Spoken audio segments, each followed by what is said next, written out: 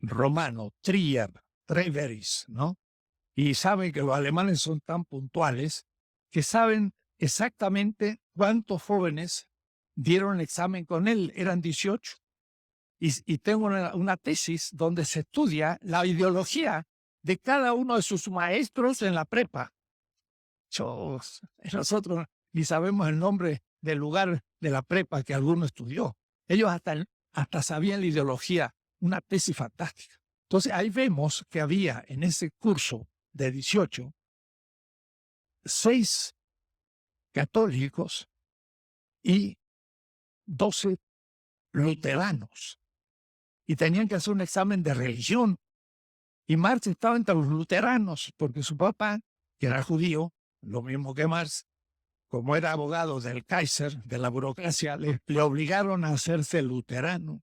Si no, afuera, porque no iba a ver un judío que fuera abogado del Kaiser. Entonces el papá se bautizó luterano, a Marx lo bautizaron luterano a los 5 años, y la mamá no quiso ser bautizada y siguió judía hasta la muerte, porque tanto Marx como su madre, de Marx, tenían ancestros judíos de rabinos en Trier y en Holanda por 400 años. Marx tiene su abuelo rabino y un tío rabino, así que estaba cerquita, ¿no? El papá era más liberal, ya no aceptó. Luego tuvo que hacer un examen como luterano y le dieron. No se escandalicen. Lean ustedes eso en el tomo 1 del Fondo de Cultura Económica, Obra Select de Marx. Primer texto de Marx es su examen de bachillerato o de prepa. Y se llama hacer un comentario de un texto del Evangelio de San Juan, en donde dice, estamos unidos a Cristo como el sarmiento a la vid. Y en Marx se manda un examen de 2 páginas. Tienen que leerlo. Aunque no crean, está la ontología del capital. Él dice, estamos unidos a Cristo como un sarmiento a la vid. Y tenemos con él una comunidad de vida. Pásata. Esto es todo el capital.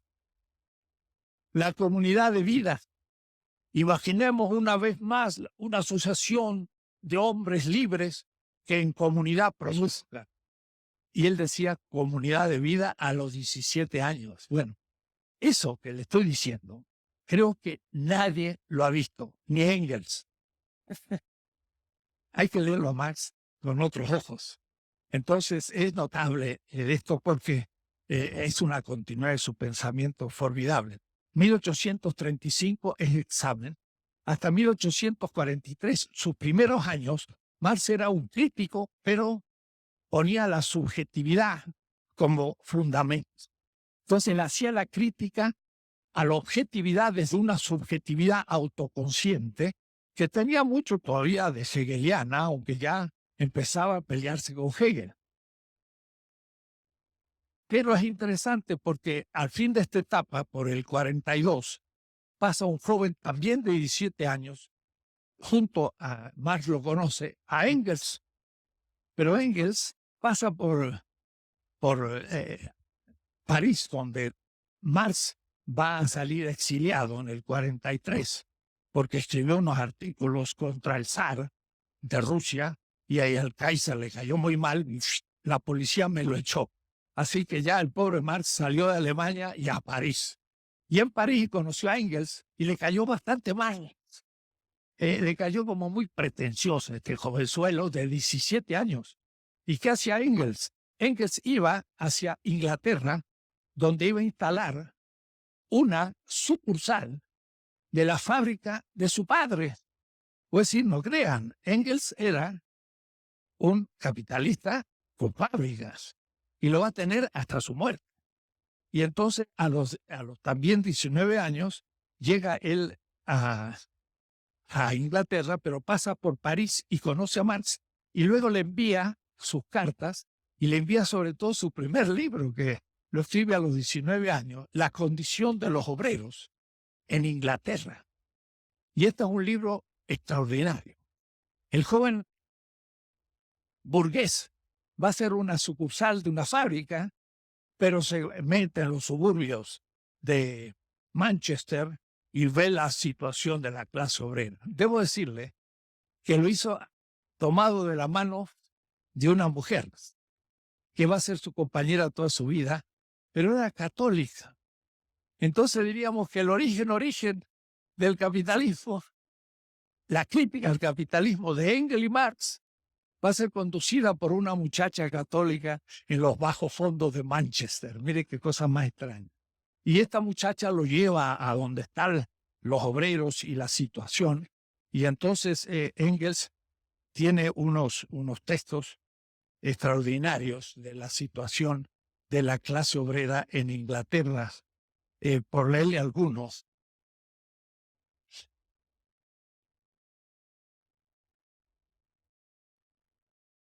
Por ejemplo, en la lucha del capital y la tierra con el trabajo, los dos primeros se llevan a además, una ventaja auxiliar, el auxilio de la ciencia. No me sirve tanto. En otros textos, antes de introducirme a las máquinas, la materia prima se hilaba y se tejía en la misma casa del trabajador. Con estos inventos perfeccionados desde entonces, año tras año, se había asegurado el triunfo del trabajo mecánico sobre el trabajo manual.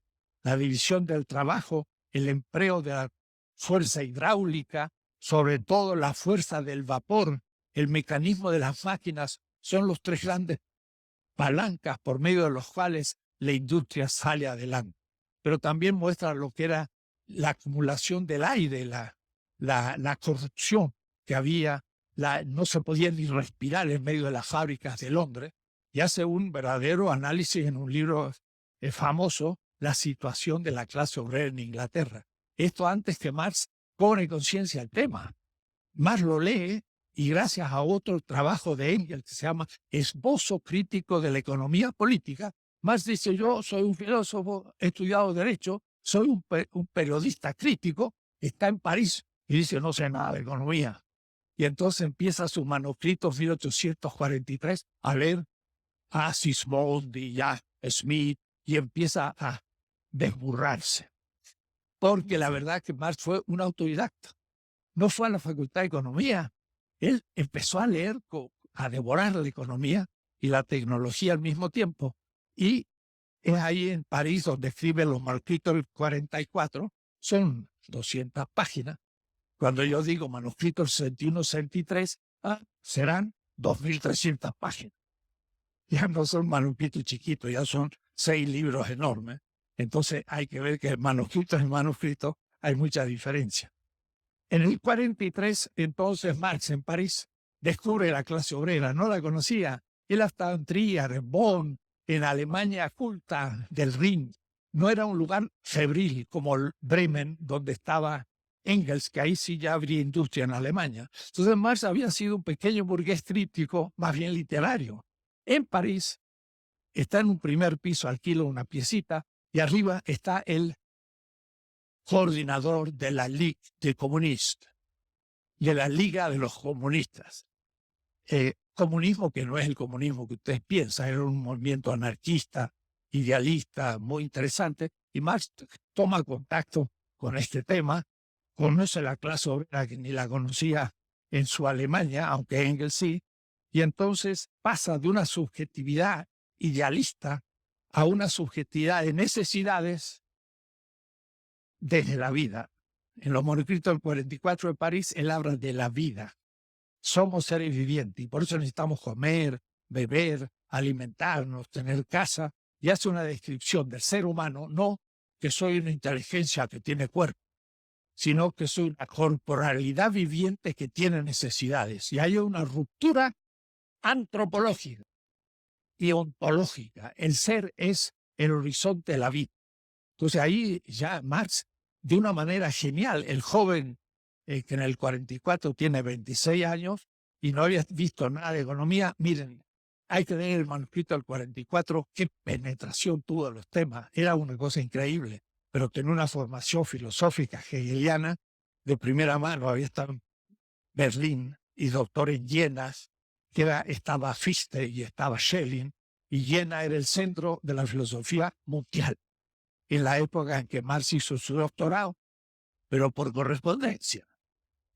Tampoco muy, por correspondencia. Me envió un trabajo muy bueno, se lo aprobaron, sobre el materialismo de los griegos, que es un trabajo pesado y difícil de entender, el joven, y sacó su doctorado en filosofía en Jena, pero ahí nomás lo expulsan y se va a París.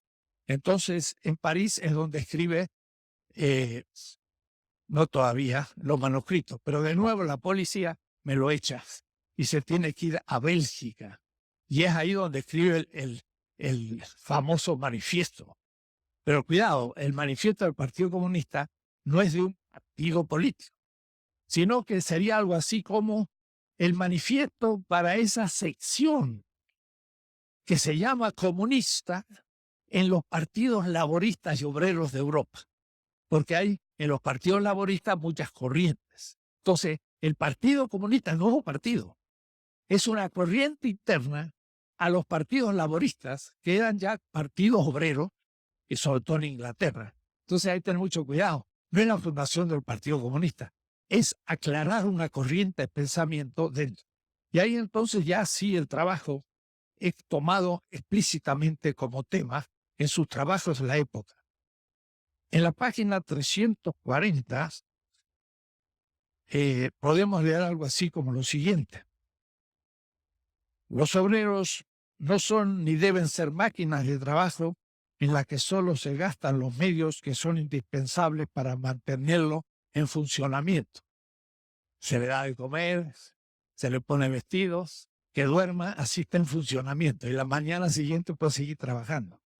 Poco importa si el número de estas máquinas de trabajo, le llama Arbeitsmaschinen, máquinas de trabajo, es mayor o menor siempre que el producto neto permanezca constante. Sismondi tiene razón cuando dice que, de acuerdo con Ricardo, gran economista, Adam Smith y Ricardo y otros, Sismondi, que también leyó muchísimo Sismondi, justamente los manuscritos del 61-63 empieza con un texto de Sismondi.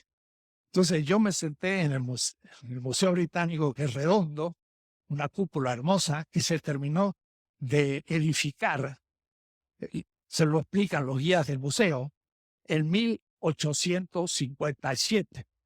Y dije, qué casualidad, es el año en que Marx empieza los Grundrisse. Se ve que en el museo estaba medio estartalado y ese año ya empezó a funcionar bien. Entonces es un museo fenomenal, tiene una cúpula, la luz entra por todas partes y abajo la gente se siente en un gran círculo, como 200 sillas. Y hay una en que la tradición dice que Marx se sentaba.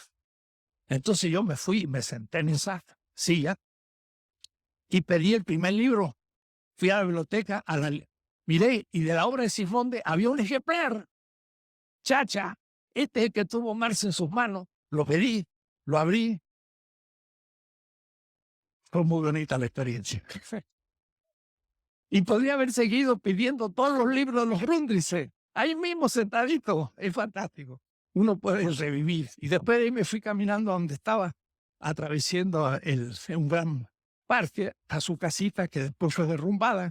Entonces, como él caminaba con un tranvía ya en esa época, y iba todos los días al Museo Británico. Era la mejor biblioteca. Entonces, él dice, Sismondi tiene razón cuando dice que, de acuerdo con Ricardo, si el rey de Inglaterra pudiera obtener el mismo ingreso gracias a máquinas distribuidas por todo el país, podría prescindir del pueblo inglés. Si las máquinas hicieran todo, no habría. Entonces es el tema actual de los robots.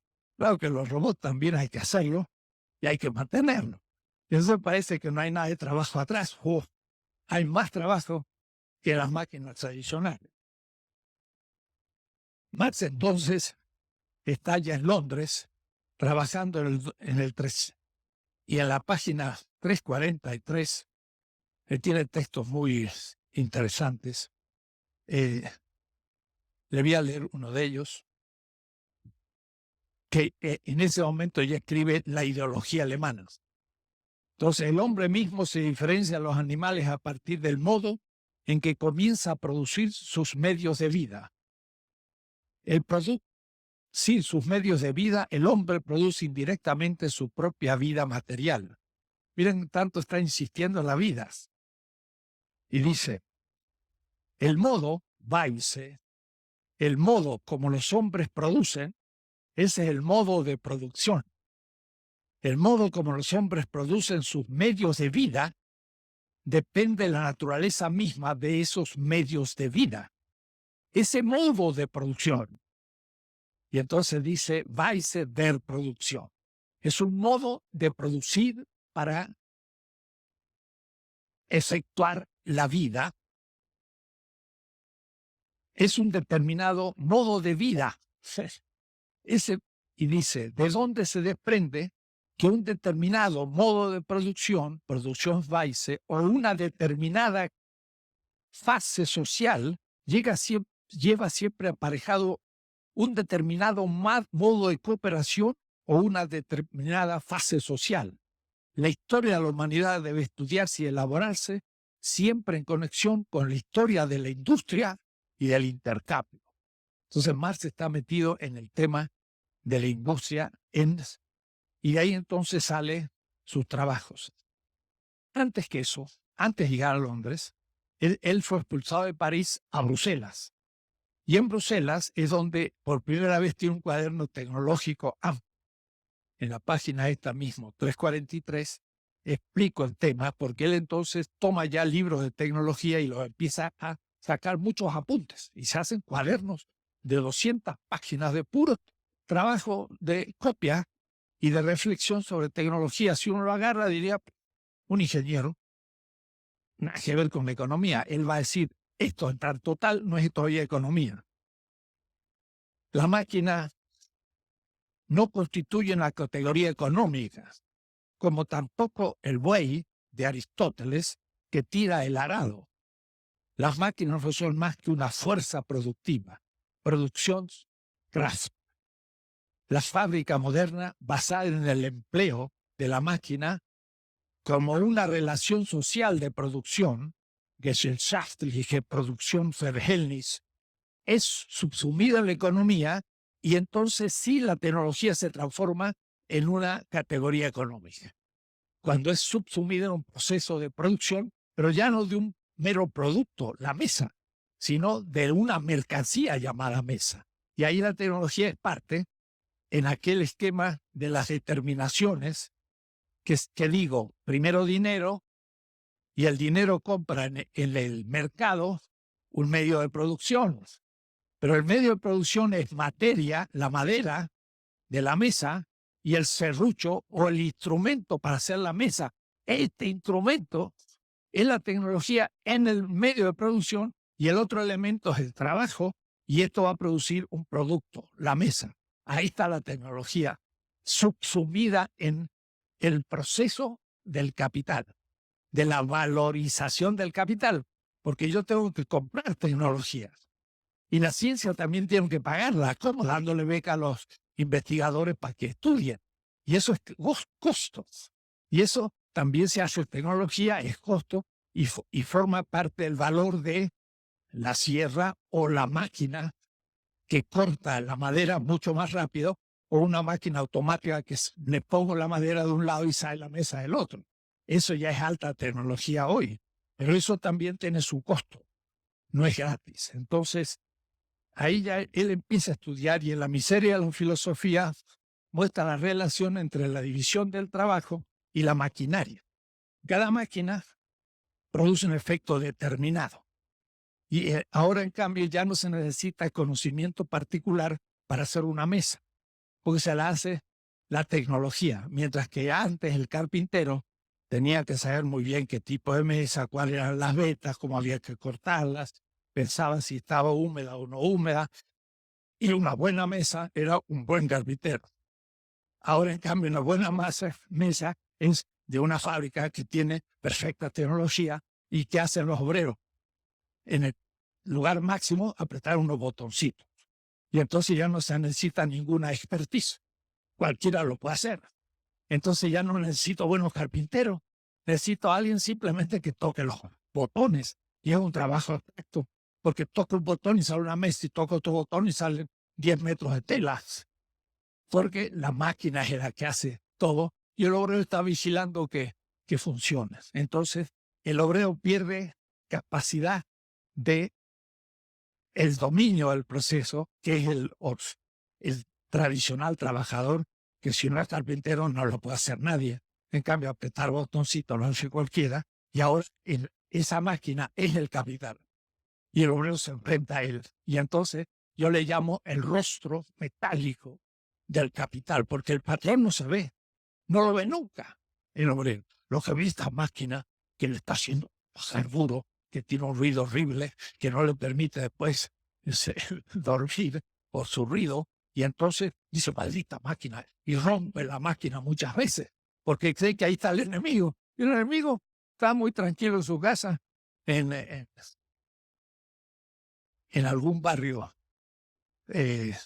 muy bien, sin smog y sin nada, y entonces esa máquina es el capital, pero que enfrenta al propio obrero, que es capital en tanto trabajo, porque los dos han sido subsumidos y enfrentados, la máquina naturalmente y el obrero alienadamente. Entonces llegamos al 1841, que es ese cuaderno de Marx, y ahí empieza un análisis de la tecnología ya más pormenorizada. Y como siempre, yo les propongo a ustedes para una teoría de tecnología, más siempre es igual. Primero, la tecnología en cuanto tal. Y la tecnología en cuanto tal es un instrumento, prolongación de los órganos del cuerpo humano, en el fondo de la mano. Pero piensen ustedes, un cuchillo, ¿qué prolonga? Mis dientes. Mientras que un tenedor, ¿qué prolonga? Mis manos. Una cuchara prolonga la concavidad de mis manos. Puede decir, Marx pensaba que los instrumentos eran como prolongaciones del organismo, que se crea otros órganos. Un auto, que es mis piernas a mayor velocidad. Ahora un avión ya sería salirme a las de neomóplatos. Y así podríamos ir viendo cómo son dimensiones de la corporalidad humana. La tecnología como tal es simplemente un medio por el que el hombre utiliza para transformar la naturaleza. Y este instrumento tiene una finalidad, ya hemos dicho, la reproducción de la vida. Y el hombre lo utiliza para poder disminuir el esfuerzo y aumentar la precisión, pero no va a crear valor. Sin embargo, va a disminuir el tiempo de trabajo y por ahí va a tener que ver con el valor, cuando la tecnología, en tercera instancia, no la tecnología como tal, ni la tecnología como instrumento, sino ahora la tecnología como capital. Y ese es el momento que el capital subsume la tecnología desde la exterioridad del capital, como subsume el trabajo vivo. Y mi esquemita, que es muy simple, está la totalidad del capital y está la tecnología como tecnología, y es subsumida, metida dentro como medio de producción. Y en el medio de producción no como la materia, sino como lo que permite al cuerpo humano trabajar la materia. Pero entonces ya no es la tecnología egipcia o azteca, que tenía no un arado, sino el instrumento de penetración de la tierra para meter el maíz, porque estaba determinado por otra tecnología agrícola. Eso era todavía una tecnología azteca. Pero si eso lo metemos en una industria agrícola, esa tecnología es metida dentro, desde la exterioridad de otra cultura o la circulación, es sumida, metida dentro, negada como tecnología, pero ahora como una determinación del capital. El capital tiene muchas determinaciones. El dinero es una determinación, medio de producción es una determinación, el trabajo, el producto son determinación. Y cada determinación tiene valor. Y también va a tener valor ahora la tecnología. Pero miren, ahí analicen ese cuaderno y yo lo explico largamente en la página 358. El dinero se gasta en salario y el dinero acumulado se gasta en la madera y en el instrumento. En este momento, cuando yo compro la sierra para hacer la mesa, eso es capital constante. ¿Qué significa? Que yo compro 10 y va a quedar 10. Constante. En cambio, en el salario, yo pongo 10, pero por el plusvalor voy a sacar 20. Entonces, el capital constante es la tecnología. Pero el trabajo vivo es capital que va a subir. Entonces, ya no es capital constante, sino un capital que crea valor. Y ahí entonces ya el dinero cumple dos funciones, como capital constante y como capital variable. El capital variable es el que se pone como salarios. Pongo 10 y saco 20. En cambio, en el capital constante pongo 10 y son 10. Capital constante y capital variable son determinaciones de la circulación, porque estoy todavía en el mercado. Voy al mercado, compro madera y compro tecnologías y gasto dinero. Eso es capital. Cuidado, esto es capital constante. Mientras que el salario es capital variable. Estoy en la circulación, pero después paso de la compra a la fábrica, la producción. Y es aquí entonces donde Marx dice, tan ufano el capitalista, va hacia la fábrica donde dice, nothing except business. Aquí ya no es posible sino business. Es el entrar al infierno. Delante. Aquí ya la esperanza ha desaparecido. Y entra ahí. Y entonces ya el capital constante, ¿en qué se transforma? En capital fijo. Otra categoría. Porque aquí el capital circulante no aumenta. Pero en la producción, el capital puesto en tecnología no crece tampoco, ni circula. Está fijo en la máquina. Porque yo compro la máquina y hago 1000 mesas. Una mesa y sigue la máquina. 2 mesas, sigue la máquina. 3 mesas.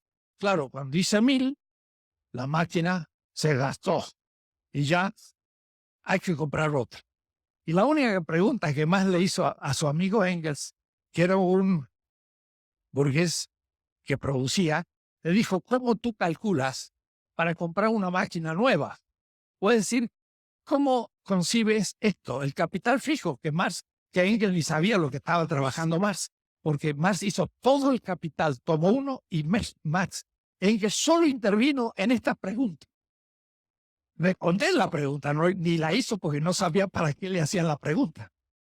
¿Cómo hace para...? Y él dice, yo tengo que ir calculando, porque si yo produzco 1000 productos y la máquina se me acaba, quiere decir que en realidad ese capital fijo no era tan fijo, también circulaba, pero circulaba muy lentamente, 1 en 1000, porque se iba gastando.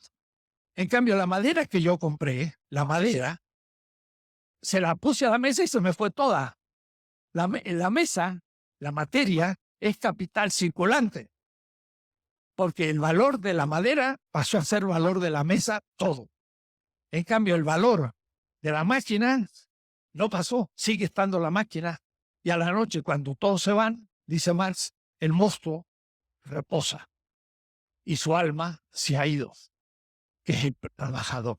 Y a la mañana siguiente, ese monstruo dormido, el obrero le vuelve a dar la vida y empieza a funcionar dentro del capital.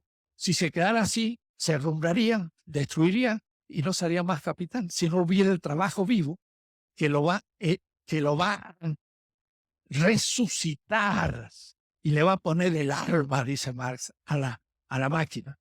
Pero después de ser trabajo fijo, es todavía capital productivo, porque eso es el que produce realmente. Parte del capital productivo no es lo mismo que capital circulante, y entonces la tecnología es parte de capital productivo y en ese sentido es la composición orgánica del capital. La proporción de tecnología que tiene un capital le permite descubrir qué desarrollo orgánico tiene el capital y qué va a producir eso. Eso va a producir la composición orgánica, que es lo que va a determinar la competencia. Porque un capital que tiene poca tecnología produce con mucho o con poco valor. Si tiene mucha tecnología, produce con más valor o con menos. Con menos, cuidado. Es lo contrario de lo que puede pensar el sentido común. Tiene mucha tecnología, produce con menos valores. Claro, usa menos tiempo para producir lo mismo. ¿Produce valor? No. Permite que el trabajador ahorre trabajo. Marx es racional y dice, si hay otra fuente de valor que no sea el trabajo, la economía se vuelve irracional.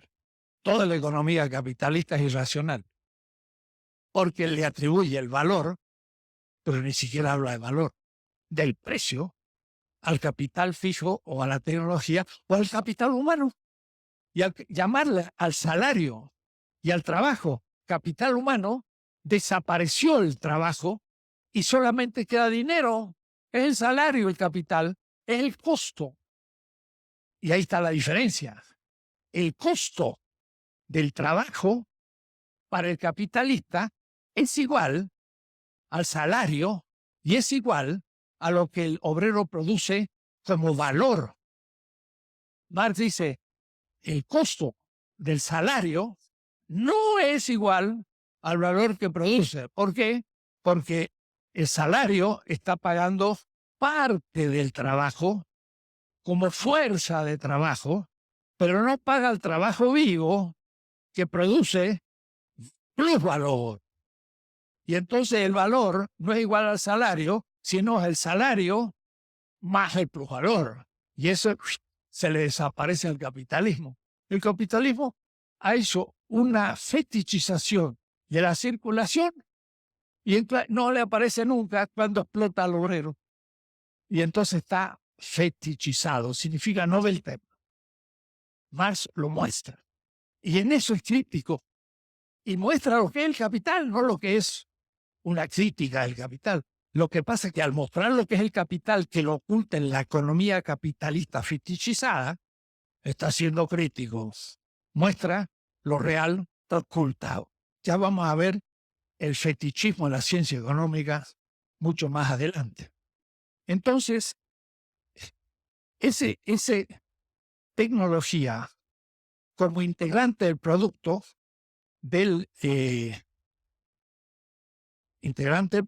va a ser el elemento fundamental de la competencia. La competencia entre capitales singulares, uno que compite con el capital singular 2. Y también entre una rama de la producción, uno que compite con la rama 2. Este tema, a mi entender, fue descuidado por la izquierda, a tal punto que ya vamos a leer la tesis 10, lo que dijeron grandes economistas marxistas, que no hay lugar teórico, tal cual, para la teoría de la dependencia en el marxismo, porque es una teoría burguesa. Y yo voy a leer después el texto de Marx, y el pobre Agustín Cuevas va a quedar espantado. En fin, es un tema fundamental, porque hay que explicar por qué México es pobre, no solo por qué el obrero es pobre.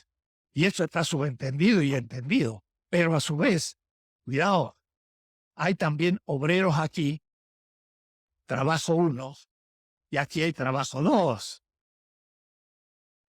Entonces no es lo mismo una rama de la producción en México que una rama de la producción en Estados Unidos, porque este gana $1,000 y este gana 150. Entonces también hay un problema entre obreros y obreros. Y entonces sale un miserable mexicano a trabajar en Estados Unidos y los sindicatos norteamericanos no lo quieren recibir. Y además, como está muerto de hambre, se ofrece a poco precio y claro, le sirve de competencia a los que ganan salario más justo porque han luchado durante un siglo con sus trade unions. Entonces las trade unions toman a los ilegales como enemigos y la verdad es que el pobre ilegal no lo sabe, pero lo es porque se ofrece a menor precio. Y entonces se baja el precio a los otros y es inevitable, pero entonces, ¿qué pasó acá? Hay también un problema, una lucha interna en la clase obrera que no es mundial. Proletarios del mundo unidos después de superar la relación norte-sur. Y si no, no hay unión, porque tienen intereses contrarios. Este es el problema. Entonces, este es un punto no de contradicción con Marx, pero de evolución de sus propias tesis, que él estuvo en Europa. Y al fin de su vida, ya en el 67, cuando produce El Capital, le viene una juicio desde Rusia y los populistas le dicen, mire, lo que usted dice es fenomenal, pero no se aplica en toda Rusia. ¿Cómo que no? Por estudiar ruso. Tenemos los cuadernos donde Marx hace la gramática, los verbos, los sustantivos, que sabía estudiar lenguas. Y al año está leyendo la bibliografía de los Trotsky's, de los populistas rusos, Danielson, y empieza a leer el tema campesinos rusos, la Uchina, que son comunidades originarias de 1000 años, comunitarias, y entonces dice, vaya, esto no existe ni en Inglaterra, ni en Alemania, ni en ningún lado nuestro. Y se pone a estudiar y está de acuerdo con Danielson. Y entonces le escribe la Sasulich y el fundador del partido comunista en Rusia, y le dicen, de la China se puede pasar directamente al socialismo, y más se le planteó un tema de texto. Entonces escribió un texto, no, 2, no, 5 textos, y al fin le manda el 5, en 1872, y dijo, se puede pasar de la China comunitaria directamente al socialismo sin pasar por el capitalismo. Los populistas felices, los fundadores del partido, la Sasulich, completamente desorientados. Agarró la carta de Marx, 1872, la puso en un cajoncito y desapareció. 1924 se descubrió en un cajoncito la carta de Marx, estaba contra el Partido Comunista Ruso en favor de los populistas. Marx, populista. Y Mariátegui, populista. Condenado por el partido que él fundó, por decir que la clase que iba a hacer la transformación del Perú no era la clase obrera, pues no había obreros, porque no había revolución industrial en Perú. Así que los marxistas decían, la clase obrera va a ser el sujeto histórico de la revolución. Y entonces Mariátegui, que era un tipo inteligente, miró a todos lados y dice, pues no tenemos clase obrera, tenemos indígenas. Y entonces los indígenas van a hacer. Ya esto está pasando en Bolivia. Mariátegui supo quién iba a hacer la revolución. No eran los obreros, eran los indígenas, porque no había capitalismo. Los marxistas ortodoxos en la segunda decían, si no hay obreros, lo inventamos. Y entonces hacía un diagnóstico hermoso, inútil. Y después no funcionaron nunca. Sí, mire, la cosa es esta. Si un país no ha llegado históricamente a desarrollarse hasta la revolución industrial, no puede tener obreros. Y si no tiene obreros, ¿qué es lo que tienes?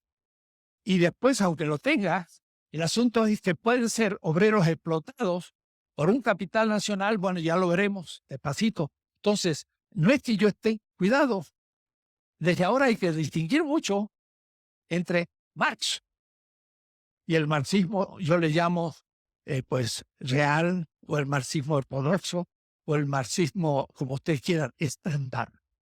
Y el estándar era, perdón, el marxismo-leninismo, hecho ideología en la Unión Soviética. Y eso no es Marx. Esa es mi tesis. Fuerte, fuerte. Vamos a los textos. Y van a ver que lo que pensaba muchísimo marxista que tenían los verdaderos textos que se estudiaban, es que, como les he dicho muchas veces, si la conciencia está primero, eso es idealismo. Si la materia está primero, eso es materialismo. Y entonces Marx era materialista. ¿Dónde lo dijo Marx eso? Nunca. Marx además no habla de la conciencia, sino cuando hasta el 50, ya lo dije, hasta el 47. Después no habla de la conciencia, habla del trabajo. ¿Qué es primero, el sujeto del trabajo o la naturaleza como materia de trabajo? No hay ninguna duda. Primero el trabajo, porque si no hay trabajo, la naturaleza es naturaleza, pero no materia de trabajo. Porque para ser materia de trabajo, tiene que haber trabajo primero. Y Marx lo dice explícitamente en la ideología alemana. Naturaleza como naturaleza. Y Marx era muy irónico. Debe ser alguna isla coralífera de reciente formación. En la ideología alemana, que es decir, naturaleza como naturaleza ya no hay, porque hasta los elefantes en África naturales están puestos en jardines. Ya no hay casi naturaleza. El Yellowstone es un parque natural.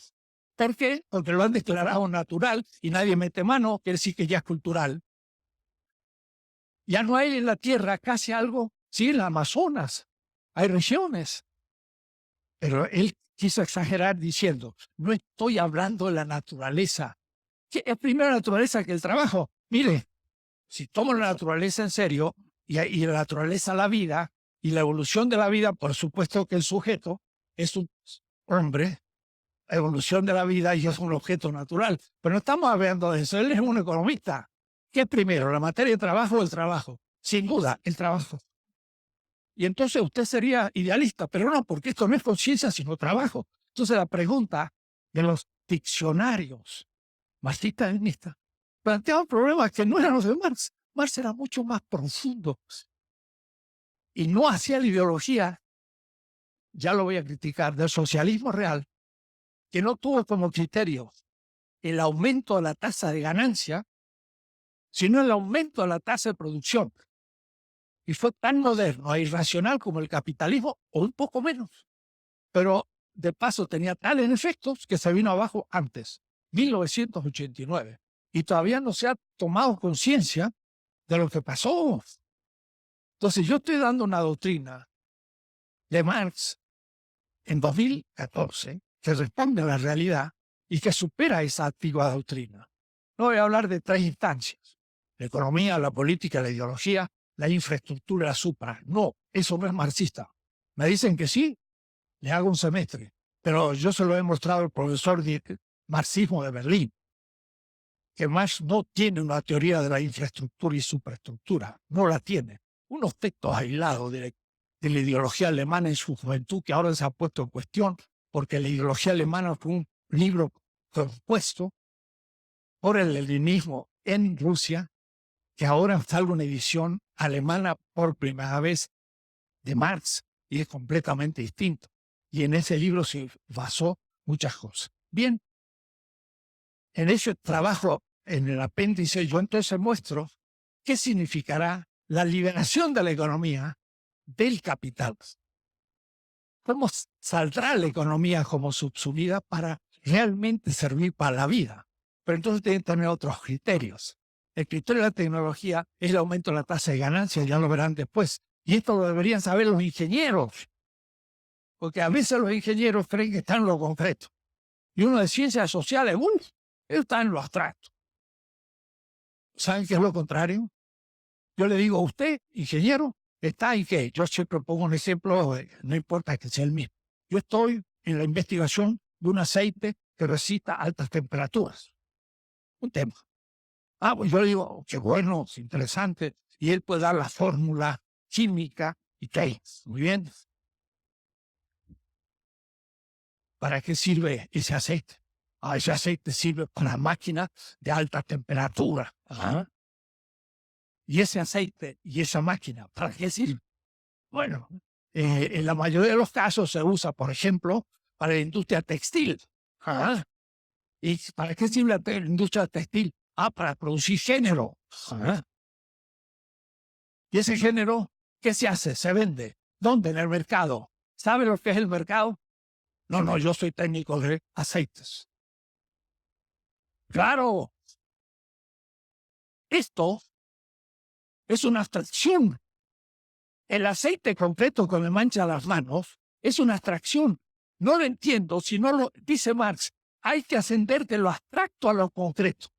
Pero lo abstracto es la parte y lo concreto es todo. Yo estoy hablando aquí. Entonces, si un fulano y tal está hablando y está dando unas cosas, ¿qué es lo que hace? Está dando una clase. ¿No? ¿Y de qué? De economía. Y entonces se entiende la clase dentro de una totalidad pedagógica. Si yo no pienso en la totalidad pedagógica, no entiendo lo que estoy haciendo aquí. Si yo me pongo a bailar, estoy dando una clase de danza. Pero si me pongo a bailar ahora, usted va a decir, está loquito, no tiene sentido.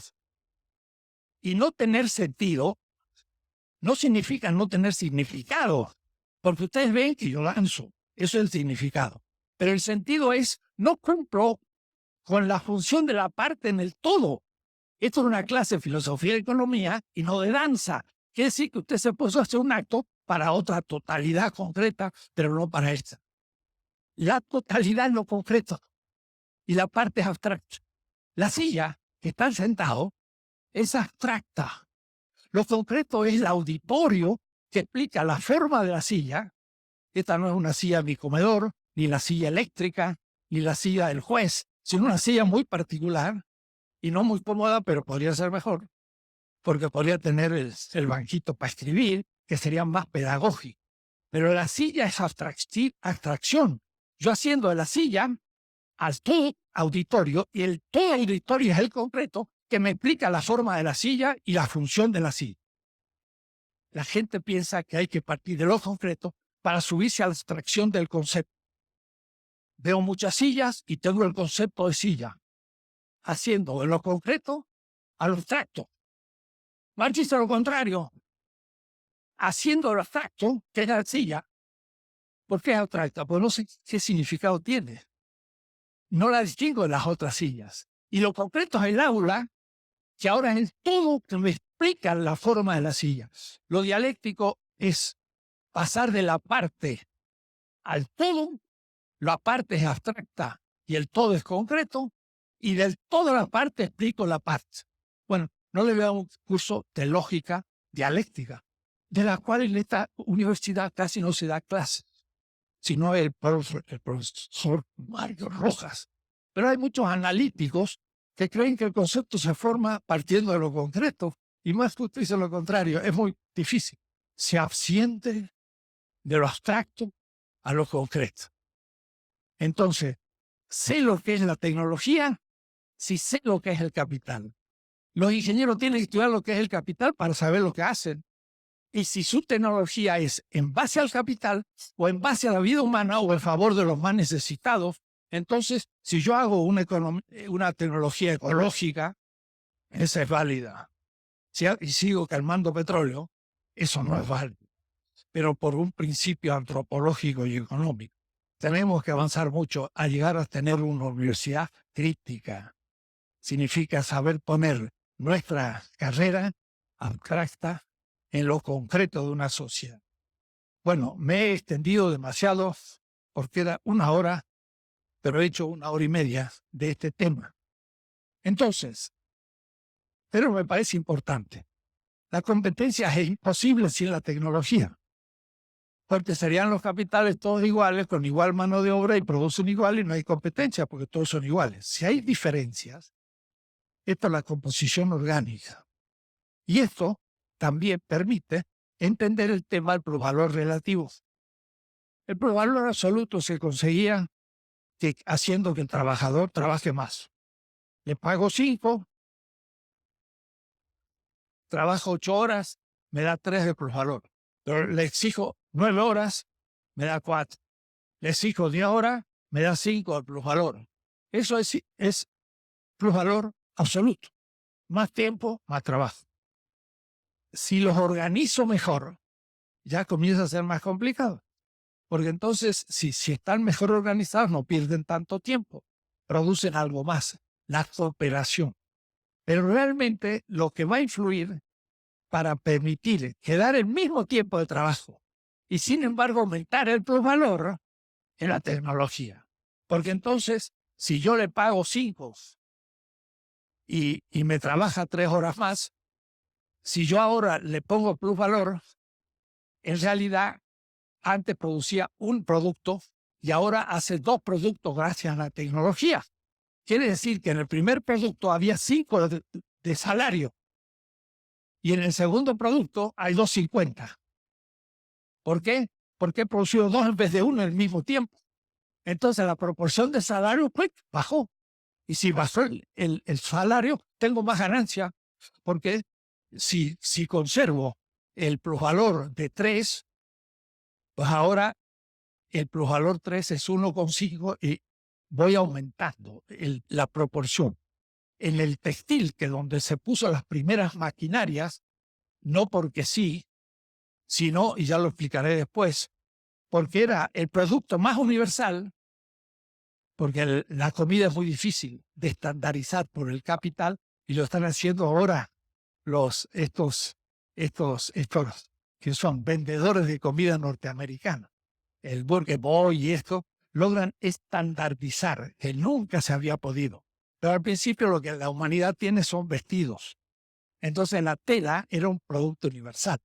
Pero en la tela, piensen ustedes, el algodón costaba 10, pero el 90% era el tiempo que se llevaba para hacer un producto por 100. Porque era un trabajo a mano, y hilito por hilito, y tenían que cada metro durar muchísimo, y era muy caro, claro. ¿Cómo voy a hacer para mejorar? Voy a bajar la proporción del salario, que sea mucho menos que antes, y entonces ahora de pronto gasto, ya veremos, y me queda mucho más ganancia. Entonces la máquina lo que hace es bajar la proporción del salario. Y parece que crea valor. No, lo que pasa es que en el mismo tiempo, ¿qué pasa? Miren cuántas cosas, despacito.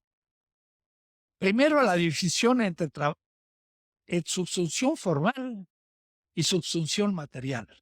A un indígena que en México, en un ergasterio o en un lugar para trabajar y producir lana, tejido, digo, ¿qué se le daba? Se le daba la lana y se le daba comida y se lo ponía en algún lugar y ella iba tejiendo. Y al terminar esa tela se la llevaba el patrón y le daba la comida y más lana y seguía trabajando. Entonces, eso era plusvalor. Cuidado, ya se producía plusvalor según la tecnología tradicional de madera y a mano producir tela. Entonces, el proceso productivo, el trabajo vivo de la indígena, subsumido en el capital, hacía un proceso de trabajo, y este proceso de trabajo materialmente tomaba la máquina tradicional. Y claro, producía un metro de tela con muchísima proporción de comida, en este caso que era el salario. Pero había que alimentarla 2, 3 meses para que produjera 2, 3 metros. Entonces era muy caro. Esa es subsunción formal. Pero de pronto el capital subsume tecnologías. Y al subsumir la tecnología cambia materialmente el proceso. Deja el telar de madera y ahora es de hierro. Y además le pone una máquina que empieza a producir. Entonces el proceso de trabajo cambia. Cambia el modo de producir el producto. Eso es el modo de producción. No es la totalidad del capital como pensaba Althusser. El modo de producción capitalista es el capitalismo. No. El modo de producción Weisse, es el modo material en que yo produzco el producto. Entonces, esta subsunción es material porque materialmente cambia la producción. Y la primera de la India es una producción formal porque ya producía plusvalor, pero con el proceso tradicional de producción. Entonces, la producción material más la formal es igual a una subsunción real. Realmente ahora el capital domina la producción del plusvalor, pero a partir de un instrumento que el capital posee y se lo apropia al obrero, que es el proceso mismo de producción, donde ya el experto de la carpintería no vale porque la máquina produce. Ese tema es fundamental en Marx. En la tradición no se le daba mucha importancia. Bien, esa producción real de más tecnología, mira lo que voy a poner más y menos, produce más valor de uso, porque en vez de una mesa, produzco 2 mesas, más valor de uso. Ahora 2 familias pueden tener mesa, más.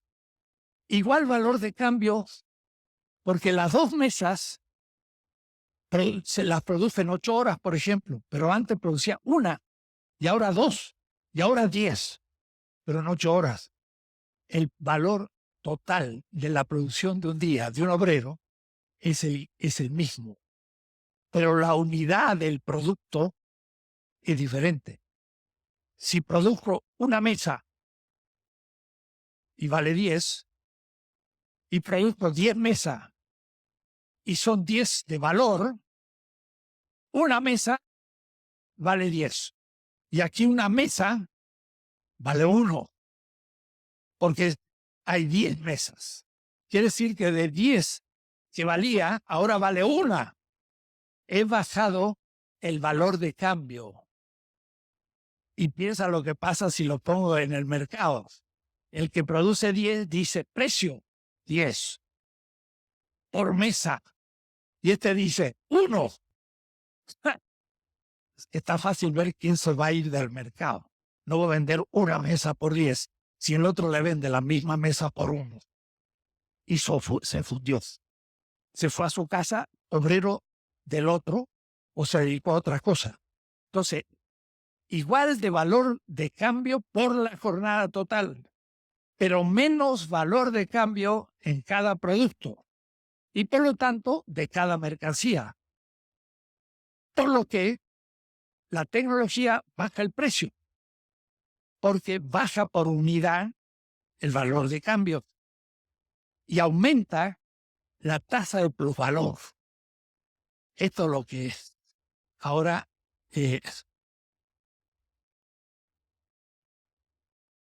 vamos a tomar. Este tema lo debía... Todo lo que estoy ya expresándome es en terminología de Marx. Y los veo a ustedes como se pierden. Me miran y dicen, ¿cómo? ¿Baja? ¿Sube? ¿Qué es lo que sube? ¿Qué es lo que baja? No entiendo. Porque no dominan las categorías. Entonces, Gorbachev, muy intencionado, decía, un camión tiene mucho tiempo y se produce en calidad de 5.000. La verdad que tendría que ser, el camión vale 5.000 horas de trabajo. Pero lo que pasa es que ese camión, en otro lado, con mejor tecnología, se hace en 2.500 horas de trabajo. Todo el camión. Quiere decir que este camión tiene la mitad del precio y es el mismo camión. El valor de uso es igual. El valor de cambios de este es menor en 50%.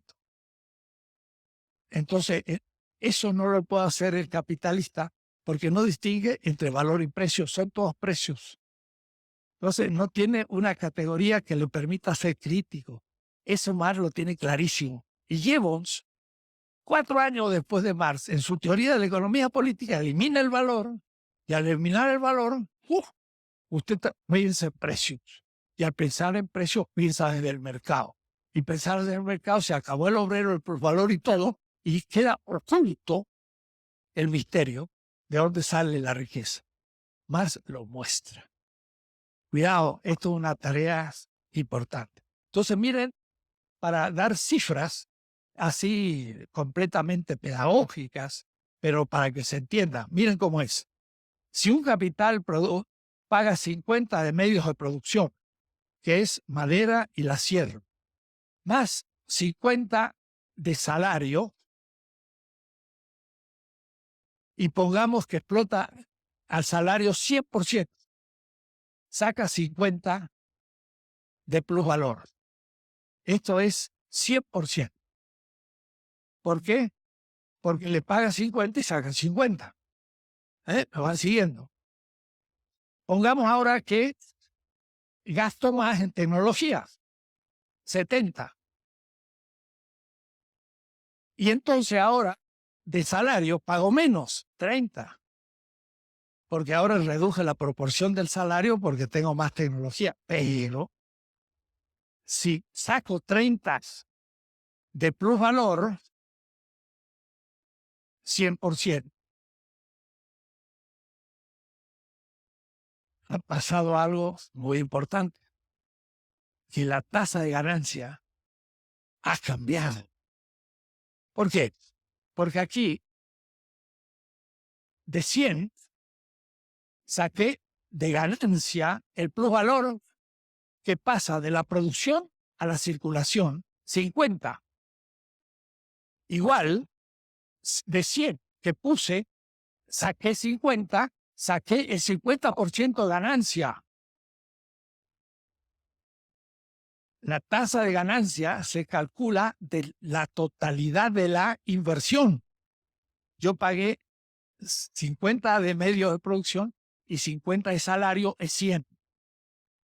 Gané 50 que no sé dónde salió, pero yo el valor de esto era 150. Y entonces me dio 50 de ganancia, puse 100, saqué 50, saqué el 50%. En cambio ahora es 130, porque aumenté lo que gasto en la sierra, pero eso me disminuye lo que gasto en plusvalor, y el plusvalor sigue siendo 100%. Pero como yo calculo la ganancia del el plusvalor sobre el total, 100, ahora de pronto el porcentaje que me da es exactamente 23%. Saquen la cuenta. 30 dividido, no sería 30%. 30 dividido 100, 30%. 30. O es decir, miren qué misterioso cambio. Antes sacaba 50% de la tasa de ganancia y ahora saco tasa de ganancia 30. Ya voy a explicar qué pasa. Pero miren el problema. El plusvalor sigue igual y la ganancia disminuye. Pero la gente, como no tiene valor como categoría y no tiene plusvalor, no ve la tasa de explotación. Y más escribe en inglés, pero cuando él dice rate of exploitation, y lo escribe en inglés siempre. Exploitation es explotación. No es una categoría económica, es ética. El obrero es explotado en el 100%, en este caso. Mientras que aparece en la ganancia que solamente hay un 50% o un 30%. Pues decir, 100 es mucho más que 50. Quiere decir que al obrero se le explota mucho más que la tasa de ganancia que aparece en el capitalismo. Ya veremos cómo va a pasar. Pero entonces Marx dice, al no obtener el valor y ni el plusvalor, no se dan cuenta de dónde sale. Entonces, ¿de dónde sale ese 50? De la inteligencia del propietario del capital o del empresario, de que vende el producto más caro de lo que le costó.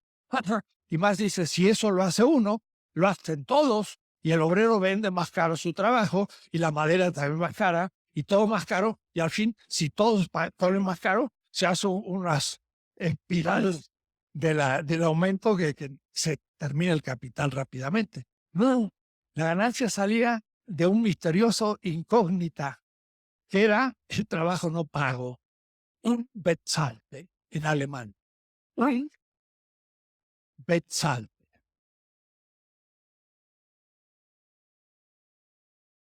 Arbeit. Trabajo no pagado. ¿Y eso cómo se llama? Injusticia, robo. El capital es una ética. Además de ser ciencia, Y eso el marxismo tradicional nunca lo presentó.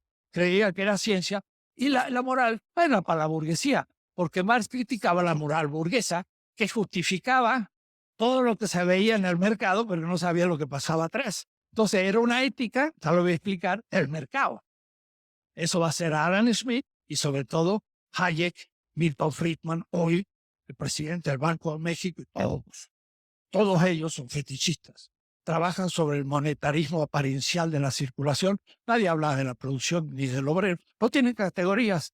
No hay una facultad que la sepa explicar. Entonces, rate of exploitation significa tasa de explotación. Qué extraño. Tasa es una proporción matemática, pero explotación es ética.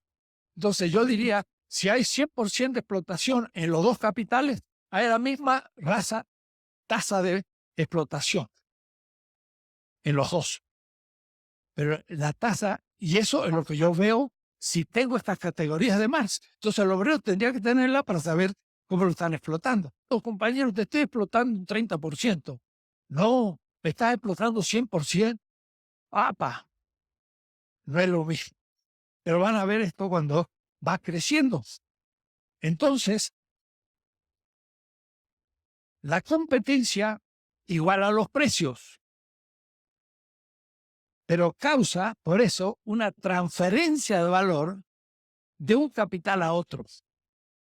Y entonces se produce no solo una explotación del obrero, sino se va a producir también una lucha entre capitales. Y había lucha de clases entre el burgués y el capitalista. Pero Marx, y le voy a leer el texto, habla de lucha entre burgueses también. Y hay un burgués mexicano puede luchar contra un burgués norteamericano y ser liquidado. Usted dirá, bueno, fue un burgués. El problema es que es mexicano y nos empobrecimos todos. Y no por eso le voy a decir que siga, pero debo entender de dónde viene nuestra pobreza. Ya veremos después despacio, porque es transferencia, plusvalor. Pero en la teoría monetarista, todos los precios se igualan y ya está, se igualan. Pero no se da cuenta que, como dije en el ejemplo, guarden esto, ¿ves? La tasa de ganancia no es lo mismo que la tasa de plusvalor. Volveré, pero es fundamental porque la tasa de ganancia es estrictamente económica y la tasa de explotación del plusvalor es económico-ética o antropológica. Es ética. Ahí se descubre, si usted me permite una metáfora, el pecado del capitalismo. Y en el capítulo 5 del Capital dice Marx, lo que los teólogos llaman el pecado original es la acumulación originaria. Y usted dirá, qué chistoso este Marx. Utiliza una metáfora teológica. O no se olviden que Marx dice que la crítica a la teología es la crítica de la política y por lo tanto también de la economía. Tengo un libro, 400 páginas sobre el tema. El cuarto libro que yo tengo es sobre Marx. Pero entonces hay que entender este tema. Pero se me pasó, sigamos. Iba hilando, pero pasemos al primer tema de hoy. Todo lo que hice hasta ahora son introducciones. Es la competencia del capital consigo mismo. Esto se entiende muy fácil. Es como un atleta que compite, pero se entrena. Entonces el hombre dice, voy a correr una maratón, 40 kilómetros, y lo hice en 2 horas 50 minutos. Sería un gran tipo. Pero tiene su reloj. Él se va controlando a sí mismo. Y dice, hoy corrí rápido. Mañana, 3 horas. Estoy bajando el nivel. El capital compite consigo mismo antes de competir con los demás. Tiene que ser muy serio en este punto. Entonces, como el atleta, tiene que prepararse para la competencia. Y el que no aumenta cuantitativamente, al menos en el tiempo, la cantidad de productos desaparece. Y entonces se tiene que preparar para esa tarea. Y ahí entonces que tiene que tener invención, organización, competencia, en el sentido de estar muy preparado, porque así aumenta, por una parte, el capital fijo. Puede comprar mejor maquinaria para tener más tecnología. Baja entonces la proporción del salario en sus obreros de 50 a 30. Y ahora entonces aparecerá poco a poco el tema de fondo, que Marx dice, esa baja de la tasa de ganancia a medida que el capital fijo o la maquinaria aumenta, porque el salario se va haciendo más chiquito, porque hay que comprar robots que cuestan millones hoy. Y el salario ya es más pequeño, porque los obreros hasta tienen que vigilar cómo el robot va produciendo autos. Es decir, que el salario del obrero va bajando en proporción. Pero entonces, si va bajando en proporción, como yo exploto el trabajo, el plusvalor disminuye. Si yo gasto una cifra, 900 en las máquinas y en otras, y pago 50, aunque lo explote 100%, el valor final va a ser 950. La proporción va a ser dividir 950, 50 dividido 900, y entonces de ahí va a salir la tasa de ganancia, que va a ser muy baja, aunque fuera el 100% del plusvalor. Entonces, a medida que yo gasto más en tecnología, la proporción del salario es menor, y con el plusvalor sale de la proporción del salario, se va disminuyendo la ganancia, y de una manera necesaria. El que no compite desaparece, y el que compite baja la tasa de ganancia. Entonces, más dice, se parte a un punto, pero la tasa de ganancia va llegando hasta un momento crítico. Y ese momento crítico es la crisis. Entonces, el tema de la crisis. Eso lo plantea hermoso en los Grundrisse. Y cuando lo escribe en El Capital, que en la cuarta redacción, ya se ha cansado tanto de explicarlo en sus redacciones anteriores, que le sale un texto muy claro, pero no tan apasionado, ni tan explicado como los otros cuando escribía solito en Londres. Entonces es muy bueno leer los textos que nunca pensó publicar. Entonces él dice lo siguiente, ¿qué es la crisis?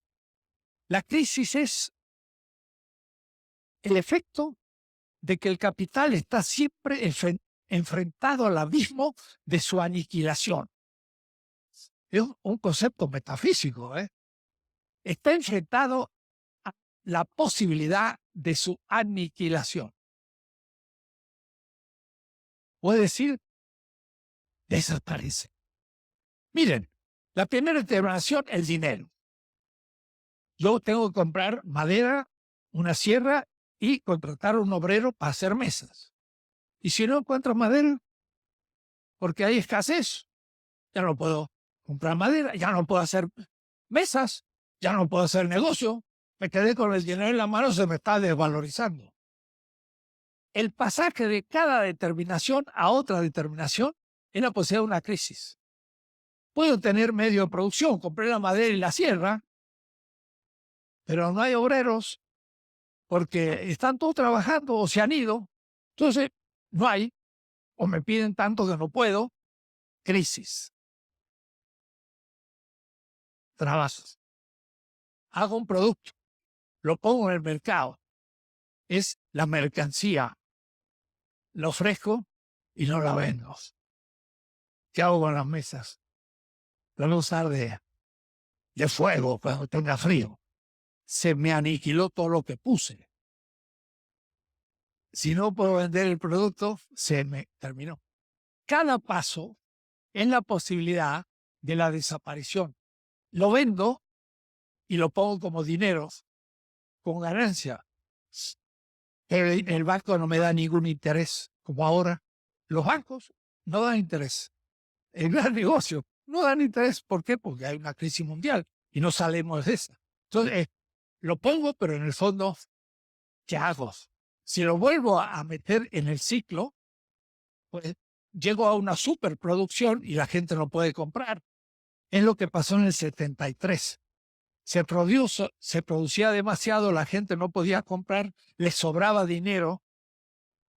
¿Y sabe qué hicieron? Vendieron dinero. ¿Cómo? Le hicieron préstamos a México. Miles de millones de dólares. ¡Uy, qué bonito! Los dólares que me están prestando, ¿ven? Realmente no sabían qué hacer con el dinero. Había una baja de venta de la producción. Les sobraba dinero. Corrompieron a las élites de nuestros países. Les dieron el dinero y decían, no se preocupan, pueden sacar una cuenta en un banco de Estados Unidos.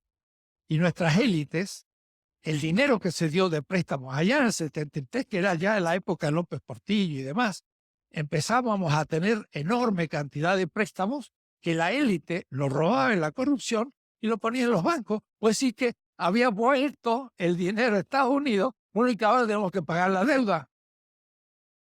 En el FOBAPROA ya fue el harakiri final, donde un economista como Cedillo hizo una enorme deuda que seguimos pagando a 14.000 millones por año, que todo lo que podríamos usar en el desarrollo de un país, el 18%, 20%, des en cuenta. Alguien que tiene que dar el 18 o 20% de su producción. No es dinerito que sale en maquinita, es la producción.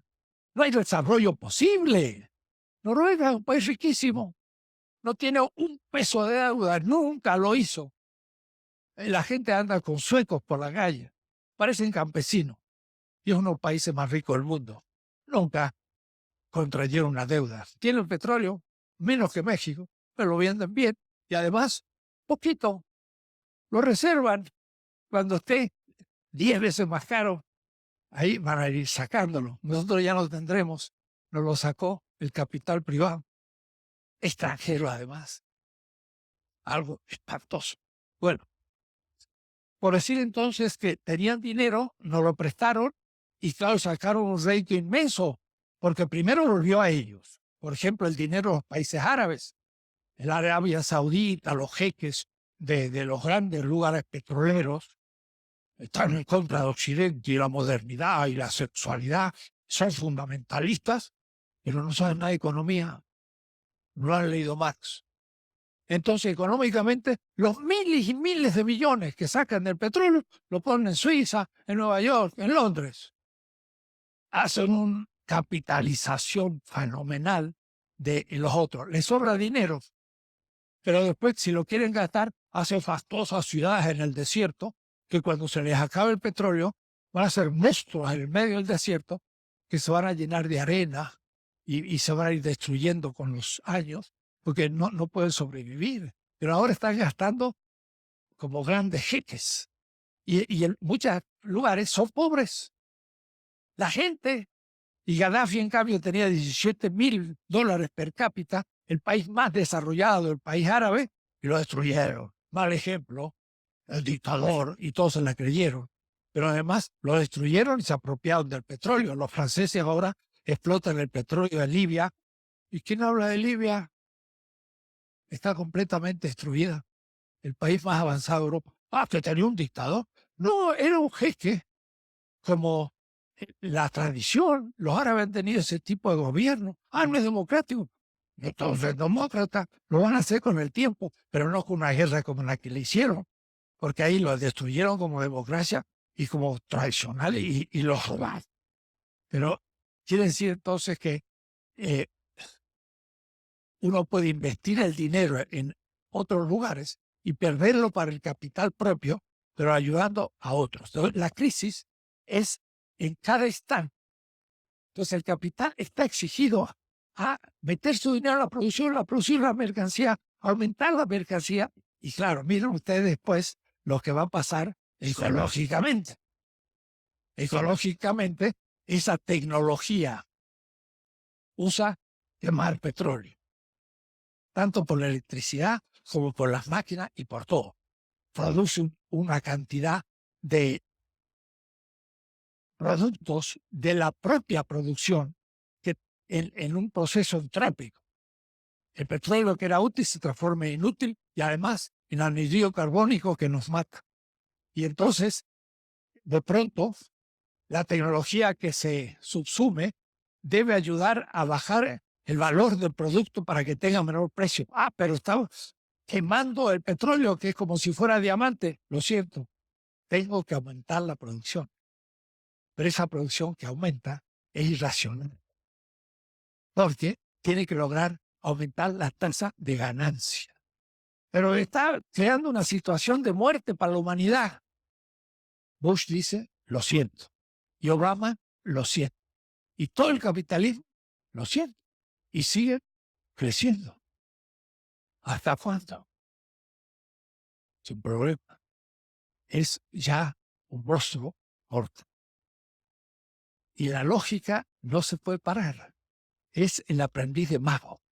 Le dijeron, llene el pozo. Y pozo. Y más agua, más agua. Y empezó a subir el agua de Mickey en la película Fantasía de Walt Disney y seguía metiendo agua y seguía porque era aprendiz de mago. Pero el mago le dijo cómo se ponía agua, pero no dijo cómo podía dejar de ponerla. No le indicó cuándo tenía que pararse. El capital no se puede parar. Y si se para, queda aniquilado. Es una ley. Es el aumento de la tasa de ganancia.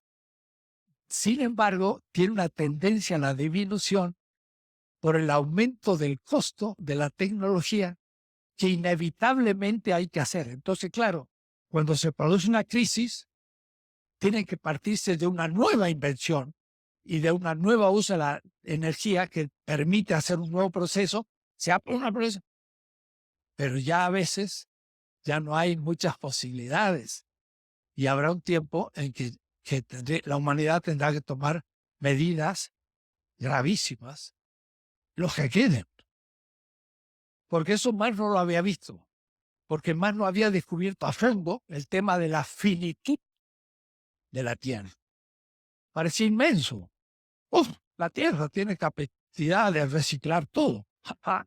Cuando son millones de toneladas de anhídrido carbónico producida por las chimeneas, es tal la cantidad que ya la Tierra no la puede reciclar para la vida y empieza a aumentar la temperatura, ya lo veremos, y todo lo demás, y son directamente dirigidas por el criterio del capital. O es decir, el tema no es la ecología, ni la tecnología mala, es el criterio de la tasa de ganancia y no el criterio de la tasa de vida.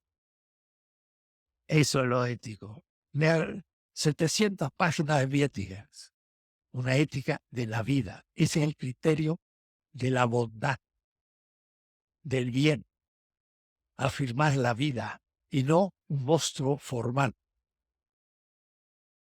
La crisis es un abismo siempre presente y de ahí entonces que horror al hecho de la base de la tasa de ganancia como competencia del capital consigo mismo.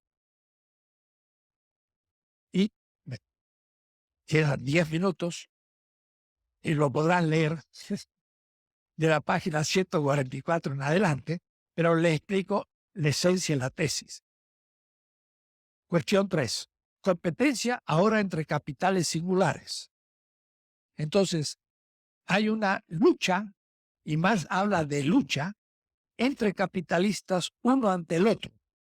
Y esto, entonces, nos indica que no solo hay lucha de clases, sino que también hay luchas de capitales que empobrece a las poblaciones también de todos, incluyendo, por supuesto, y en primer lugar a sus pobres y a sus obreros, que van a ser sobreexplotados.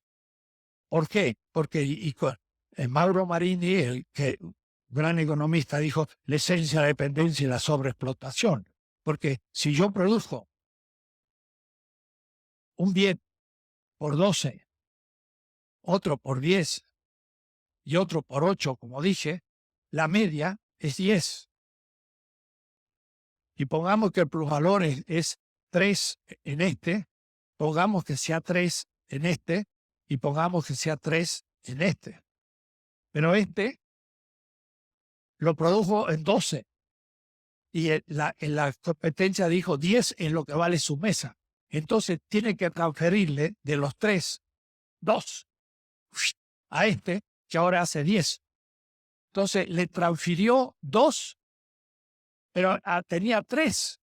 Quiere decir que ahora solamente tiene ganancia 1. ¿Y cómo hace para tener más ganancia? Sobreexplota al obrero, le dan más trabajo. Entonces logra por lo menos 2 de plusvalor. Ahora está produciendo 4 de plusvalor porque 2 se los tragó el que tenía menos valor porque tenía más tecnología. Entonces, el obrero también sufre y la población de esta competencia. No es que sufre el burgués mexicano, sufre México. Y eso a veces apareció como una doctrina burguesa. Pero se olvidaron que era un pueblo el que sufría y se empobrecía, porque la élite va a seguir viviendo mejor, va a sobreexplotar el pueblo y va a llegar a una situación como México, que el 55% está debajo de la línea de la pobreza de Amartya Sen. Amartya Sen, si ustedes quieren con Y, gran economista, premio Nobel, que dijo hay una línea de la pobreza, pero no es por el dinero, es por ejemplo, miren, por el peso del feto. Si es más chiquito, esa sociedad está más pobre, por el número de diarios que lee, una cantidad de cosas. De tal manera que Sri Lanka, en cuanto a dólares, está al igual nivel que la India. Pero el nivel de educación, de conciencia y de todo, Sri Lanka es muchísimo más desarrollada que la India. Entonces, Amartya Sen hizo un sistema complejo. 55% del pueblo mexicano está debajo de la línea de la pobreza. Es uno de los países más pobres del mundo. Tiene un 45% sobre la línea de la pobreza y un 55%. Debo decir que en el sexenio de Calderón subió del 50 al 55. Lo único que subió fue el porcentaje de pobres. Y ese fue el éxito.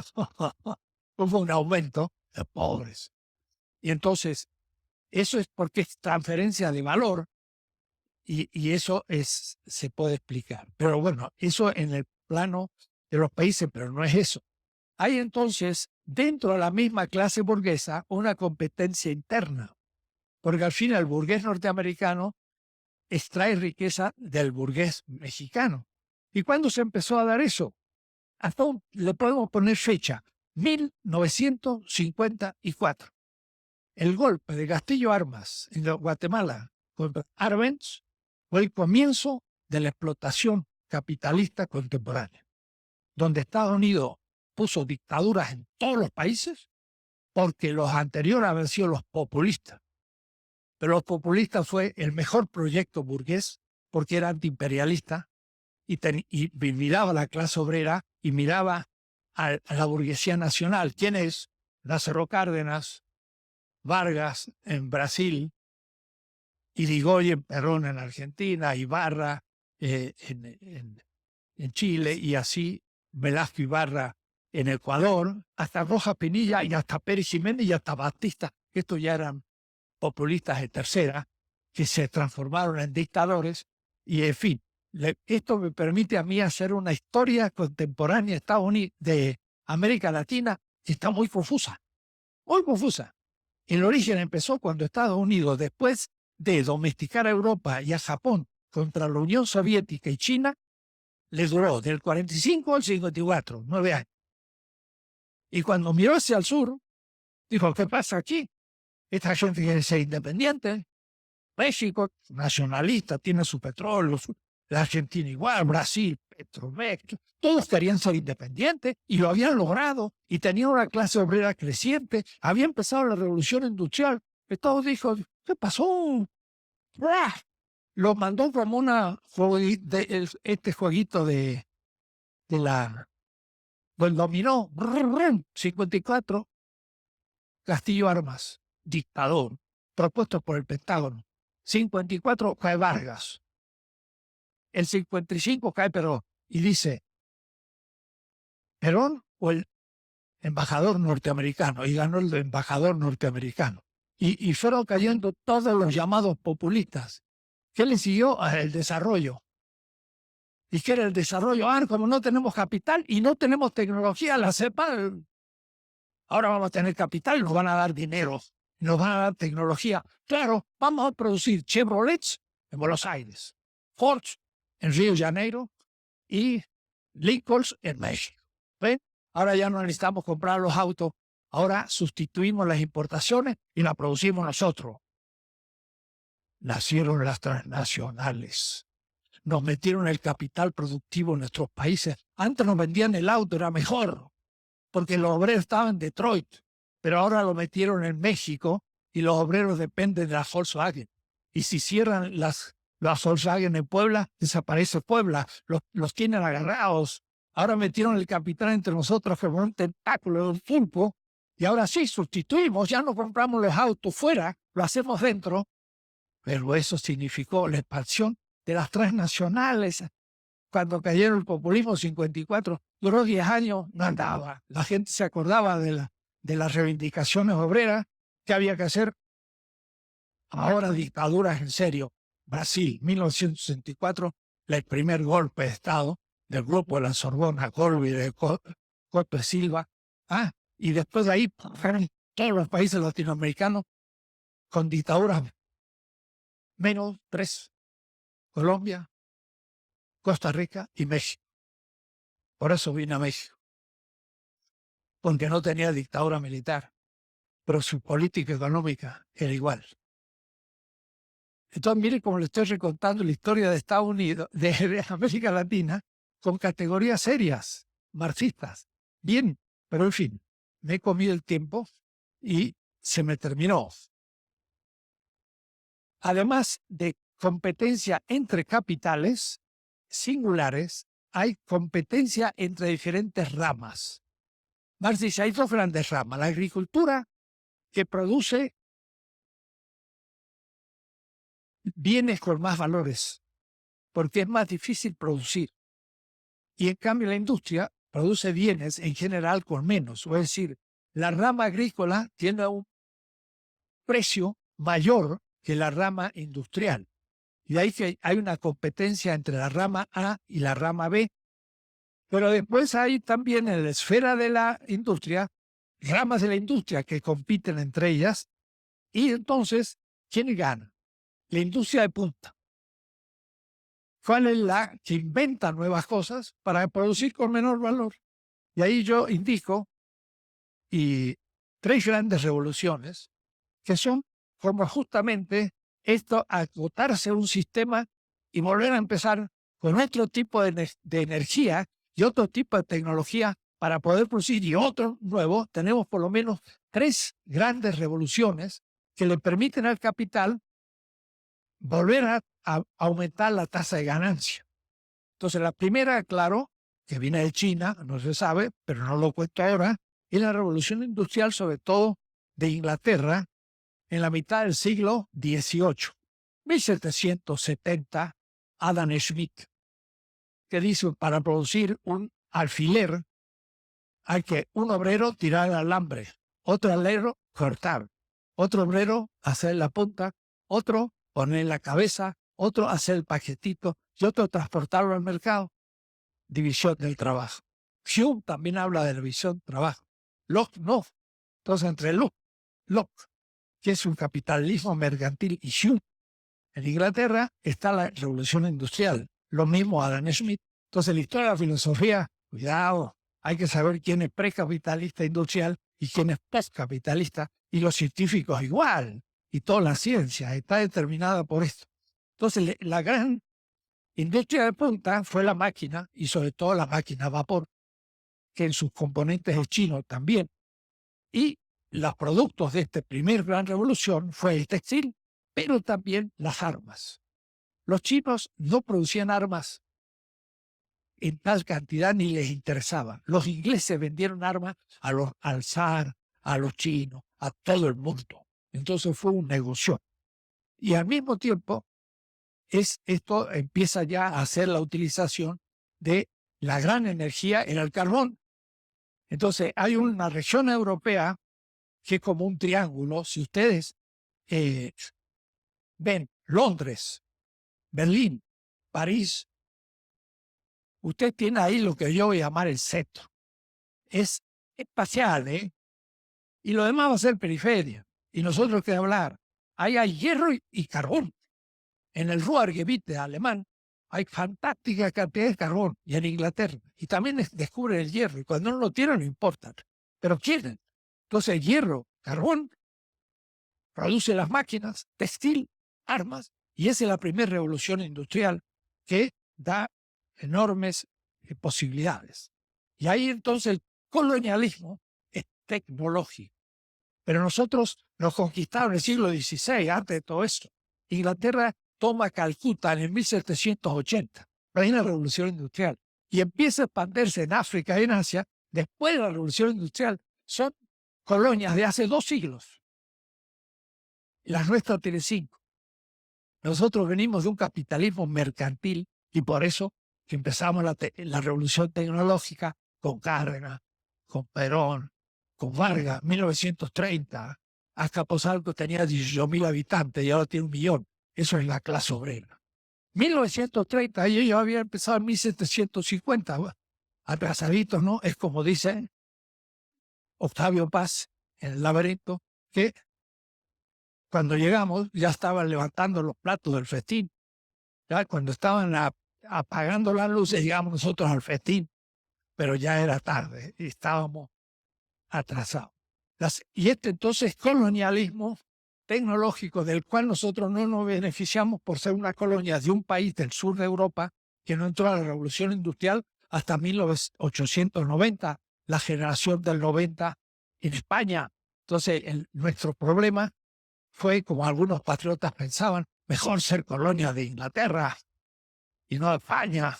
Claro, Inglaterra era la revolución industrial y España se quedó fuera, y es un país subdesarrollado más que nosotros.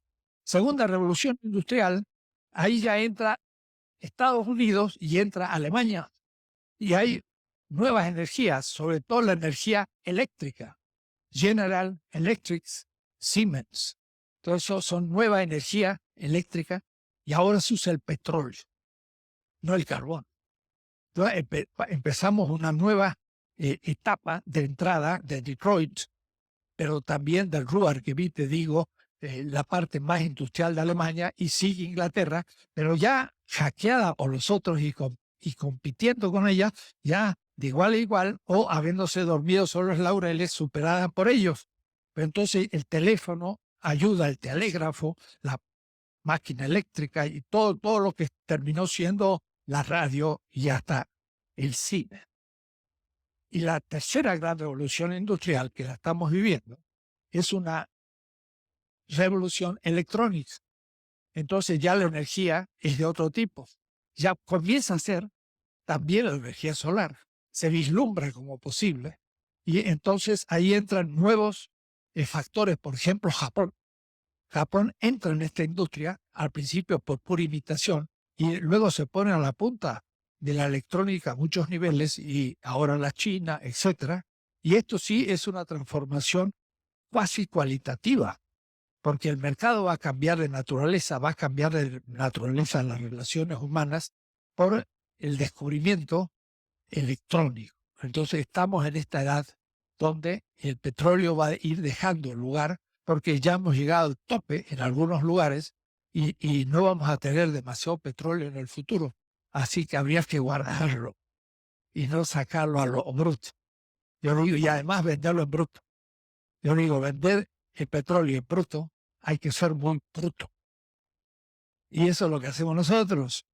Mire, Fox propuso crear una una refinería, destilería para otras cosas, el alcohol. Refinería en Centroamérica, para que los capitales pusieron la refinería y nosotros enviáramos nuestro petróleo para que ahí se produjese la gasolina, los plásticos, el aceite, y luego lo comprábamos nosotros 5 veces más caro. ¿A quién se le ocurre una barbaridad así? Pues se le ocurrió a él, y después viene el siguiente y dijo, vamos a hacer una, y todavía no se supo dónde, un sexenio, y no decidieron ni dónde la iban a hacer. Y estamos comprando petróleo y perdiendo toda la venta comprando gasolina y vendiendo petróleo en bruto. Ahora, ¿eso de dónde viene? Bueno, eso hay que bajar a la política. Es una traición y es una corrupción total, porque la cabeza no puede estar tan equivocada. Ahí hay un corazón que no funciona. Es injusto. Bueno, y entonces estamos en esta situación. De todas maneras, la baja tendencial anuncia el carácter histórico del capital. Esa es la tesis de fondo Marx. El capitalismo no es un sistema eterno. Evidente, ¿no? En el ser humano no hay nada eterno. Si es histórico, tiene etapas y va a morir. Pero ya está muriendo ante nuestros ojos, aunque pueda indefinidamente quizás crear sustitutos de reemplazo, pero cada vez más difícil. Es decir, cada crisis que yo enmarcaba empieza una nueva etapa, pero esta misma va así.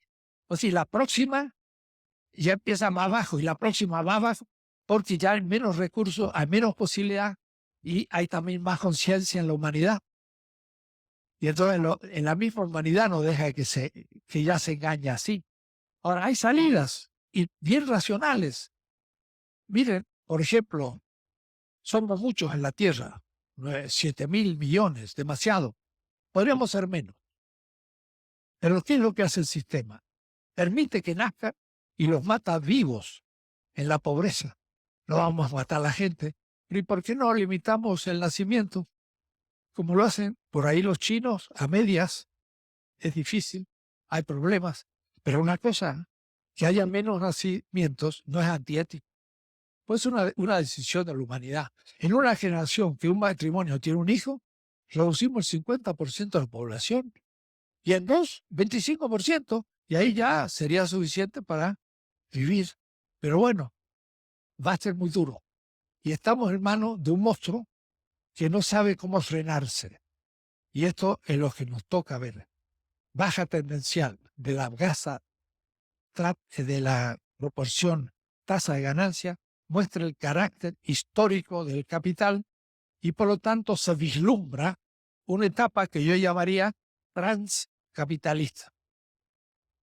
En un mundo transmoderno, porque la modernidad tiene entre sus dimensiones al capitalismo. Un gran colega piensa que podría haber una modernidad transcapitalista, o postcapitalismo le llama. Yo en el trans estoy criticando al postmoderno, que es eurocéntrico, y todavía es capitalista. Todos, desde Bátimo a todos los que ustedes quieran, son críticos, pero críticos parasitarios de la modernidad y del capitalismo. Llamo transmodernidad a una nueva edad del mundo, más allá de la modernidad que nació en 1492 y más allá del capitalismo que nació ya en las ciudades europeas, que creció con la acumulación originaria del capitalismo, del colonialismo que a su vez contribuye para la revolución industrial y que sigue contribuyendo. Porque se dice centro-periferia, desarrollado, subdesarrollado, pero no son temas. Está superado. Esos eran temas del año 60, liberación, Frente de Liberación Nacional. Qué bonito cuando los zapatistas usaron de nuevo la palabra Ejército de Liberación. Y eran los zapatistas, los sandinistas, en Marruecos, en Algeria, los francofanos. Yo soy de esos, del 68. No hablábamos de emancipación. Se emancipa el hijo cuando llega a ser adulto. Y dicen esto muy bien Antonio Negri, la emancipación es llegar a ser lo que ya se era. La liberación es llegar a ser lo que no se era. Un esclavo llega a ser libre. Y entonces adulcoran la palabra liberación y la hacen la emancipación. Habermas. Intereses emancipatorios. Y ya es una palabra buena, aceptable. Liberación, esto está más fuerte. Pero por suerte está el ejército zapatista que dice de liberación. Eso es mucho más fuerte. cómo liberamos a la humanidad del capitalismo, va a venir de a poquito en la tesis 14, 15, 16. Pero ya lo veré. Tienen ahora el libro, así que pueden empezar a leerlo despacito. Y siglo XXI nos está dando una gran reducción, que a su vez yo, lo que salga, no lo pienso usar personalmente, lo daremos a una institución que queremos fundar en la UACM. Así que no estoy promoviendo su venta, sino más bien permitiéndole que los compren más baratos. Muy bien, seguimos el próximo.